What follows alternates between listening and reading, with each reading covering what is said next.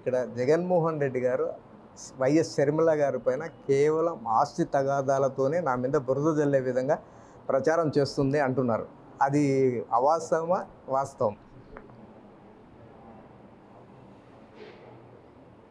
అవాస్తవం.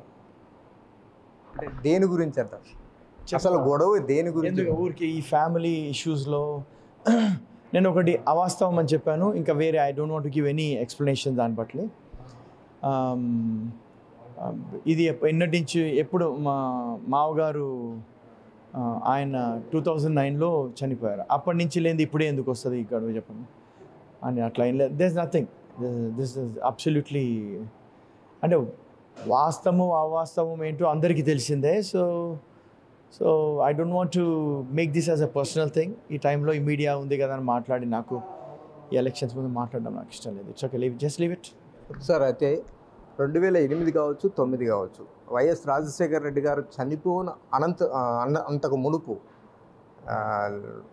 సిబిఐ వారు ఛార్జ్షీట్లో రాజశేఖర రెడ్డి గారి పేరు నమోదు చేశారు. అయితే వాస్తవంగానే సిబిఐ వారు చేశారా లేదా సుధాకర్ అనే అడ్వకేట్ చేయించారా అనేది ఇక్కడ ప్రజల్లో మెదులుతున్న పెద్ద ప్రశ్న.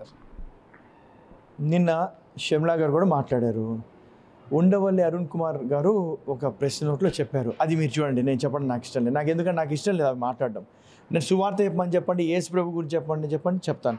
నిన్న ఒక సువార్త నేను ఎదురు చెప్తా ఉంటే పాపులను తొక్కడానికి వచ్చాను. పాపులు కాదు బాబు, పాములను తేళ్లను తొక్కడానికి మాకు సంఘానికి యేసు ప్రభు అధికారం ఇచ్చాడు.